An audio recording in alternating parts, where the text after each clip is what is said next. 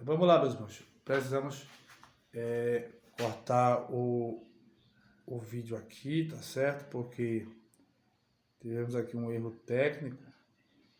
Aí esta aula aqui de número 7, ela será gravada em duas partes, tá certo? E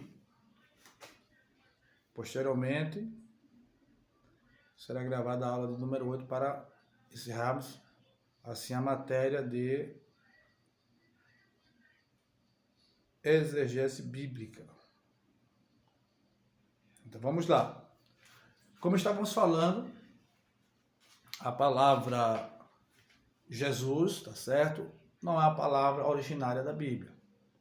Você não vai ver essa expressão nem no texto hebraico, como também no texto grego. Falamos na primeira parte deste vídeo, da aula de número 7, que a expressão Yeshua é uma expressão já aportuguesada, tá certo? Se observarmos ali as consoantes Yod, Re, Vav, Shin e Ai, o Sheva, o Rolam, Vav, o Kubutz e o Patá, vamos ver ali que a expressão não é Yeshua, mas sim Yehoshua. Alguns ainda traduzem por Yoshua, mas não é Yoshua. O certo seria ali Yehoshua. Por quê? Porque o Re, ele é transliterado para o português como H, sendo que é o H que tem som de R. Então, a expressão seria Yehoshua, não Yeshua ou Yeshua, certo? Yeshua, ainda que seja uma expressão bem aportuguesada, ainda é mais válida do que Yeshua. Mas o certo mesmo seria Yehoshua, ok? Que significa o Senhor é salvação. Que dentro da classe gramatical, esse nome Yehoshua é um nome próprio, muito comum. O nome Jesus, ele tem sua origem no hebraico, Yehoshua. Esse é um nome próprio, muito comum entre os hebreus. Além de ser um nome comum, inclusive é o nome de uma localidade no sul de Judá, conforme Neemias capítulo de número 11, versículo de número 26. E esse nome no Antigo Testamento, em português, é mais traduzido como Josué, que é uma variante desse Yehoshua de Josué, certo? Do Antigo Testamento. Ambos significa o Senhor é salvação. Ok? Então, precisamos entender que existia outros judeus na época, muitos outros, com este mesmo nome, tá certo? Para não pensar que este nome Jesus e Yehoshua era um nome comum, ok? Que era um nome um único, exclusivo no caso, que como se eu tivesse ele naquela época. Não. Existiam muitas outras pessoas que tinham este mesmo nome. O que diferencia o Yehoshua de outros Yehoshua da época é que ele era o Yehoshua HaMashiach. Jesus Cristo, o Messias, o enviado, aquele que os profetas profetizaram acerca dele, aquele que viria, que nasceria da semente da mulher e que esmagaria a cabeça da serpente, conforme a profecia assim descrevia. Ok?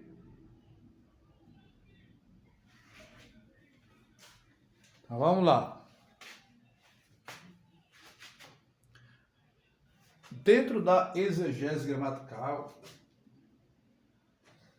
vamos ver outro nome que é muito usado no meio evangélico, no meio acadêmico, aparece muito nos textos bíblicos e que é mais aceitável para os ortodoxos, que é o nome Jeová,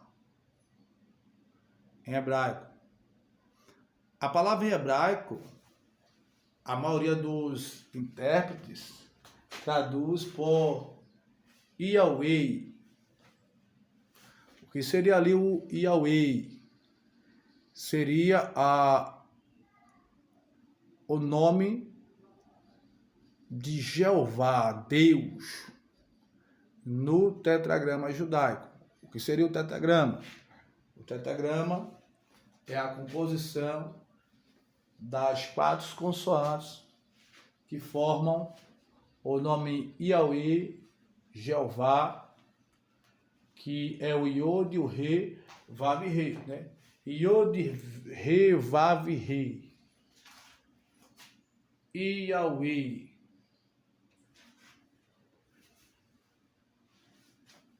Ok? Então, traduziram este nome para o português como Jeová. Alguns chamam também de Javé, Deus. Diferente de Elohim,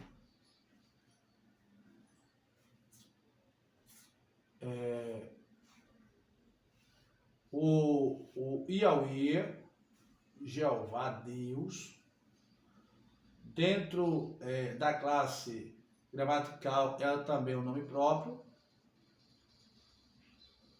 E esta palavra Jeová é um nome que é usado para se referir exclusivamente ao Deus de Israel, totalmente diferente de Elohim ou Elohá. Elohá, como Elohim, é uma expressão para Deus dentro da língua hebraica, mas que também é associada, tá certo,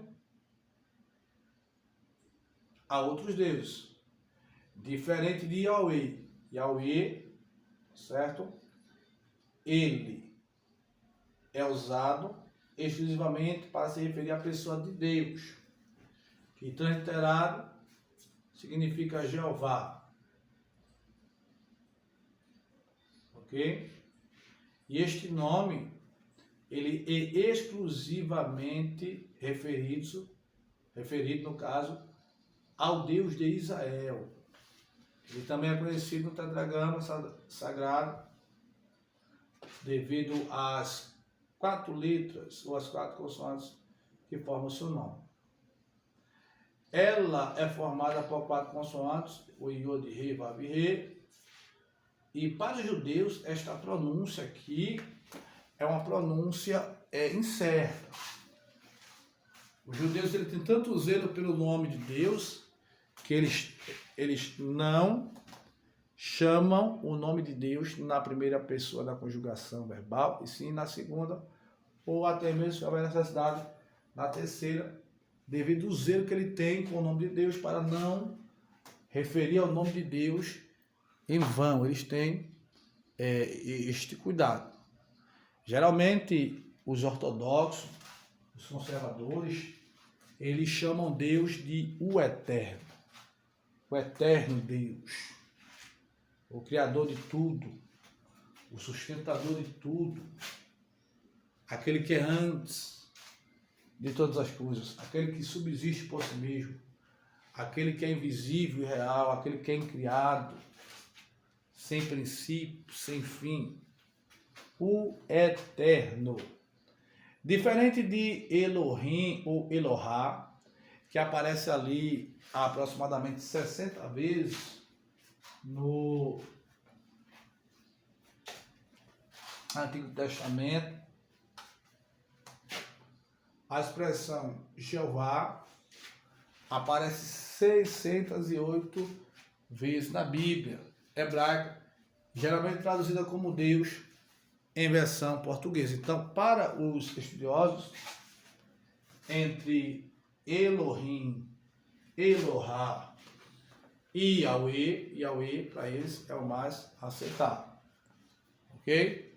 Porque é o nome de Deus no tetragrama judaico e é um nome que dentro da classe gramatical é um nome próprio, que é exclusivamente referido ao Deus da nação de Israel de forma exclusiva, particular e peculiar. Ok? Dando continuidade, vamos estar vendo aqui algumas expressões em língua grega agora, tá certo? Para ver algumas expressões dentro de sua raiz etimológica, tá certo? Temos ali a expressão soteria, salvar, eclesia, outra coisa interessante, geralmente as pessoas usam a expressão para igreja em grego de eclésia. Eclésia também é uma expressão grega, mas puxando para o português, tá certo? Temos ali o sigma, ok? O sigma de meio de palavra, com formato diferente, que transliterado para o nosso português será o nosso S. Geralmente o S em língua portuguesa tem o som de Zá, Zé, Zi, Zó, Zu. Em língua grega tem o de Sá, Sé, Si, Só, Su. Então dentro dessa perspectiva não é eclésia, é eclesia, igreja, ok? Próxima expressão ali, vemos a expressão rodós. Jesus disse que ele é ego emi kai rei rodós. Eu sou o caminho. Temos ali também a expressão arton. Arton é pão, ok? Em língua grega você não vai encontrar a expressão Deus, Deus, Deus. Geralmente encontraremos a expressão Theos, Theon, Teu, Teoi. São variantes para se referir à pessoa de Deus. Temos ali agora a expressão Phos, luz, em seguida nomos, lei, de onde veio a expressão detero, nomos, a segunda lei ou a repressão da lei. Em seguida, profetês, cosmos, que aponta para o mundo geográfico. Em seguida, antropos, ou antropo, homem, que vem de antropologia. Em seguida, temos ali probaton, ovelhas. Em seguida, temos profetês, profeta. Depois temos ali biblion, pequenos livros. Apóstolos, apóstolo. Oikos, casa. Ângelos. E temos ali duas conjunções, cai e em, é e era, ok? Geralmente essa conjunção cai, ela é traduzida por é ou mais, e ela aparece assim 9.139 vezes no Novo Testamento grego. É uma expressão muito assim, é uma conjunção muito usada na língua grega, ok? Embaixo temos ali uma expressão Theos, Kai, Zoe. Theos, Deus. Kai é Zoe, vida. Então, se formos juntar Theos, Kai, Zoe, temos ali a frase que iremos traduzir para o português como Deus, ele é, Deus é vida. Ok? Então, vamos lá.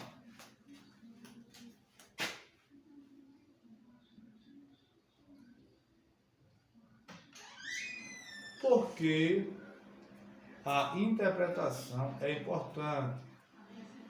Todo leitor, ele é o intérprete. Muitos não. Então vamos lá. Todo leitor é o intérprete. Muitos não se apercebem do fato de que cada leitura de um texto envolve um processo de interpretação do meio.